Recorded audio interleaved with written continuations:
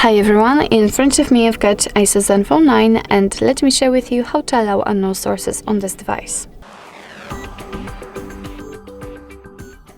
So first of all, let's enter the settings and here let's find apps and notifications. It should be almost at the very top of the list.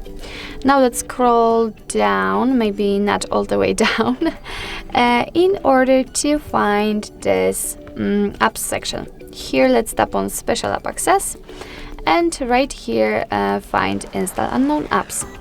And as you can see right here we've got the list of apps which are allowed or not allowed, just like in my case, to install some content. So basically all we have to do is to simply tap on particular app, for example Chrome, and tap on the switcher right here. After getting back, you can see that the Chrome is from now on allowed to install something.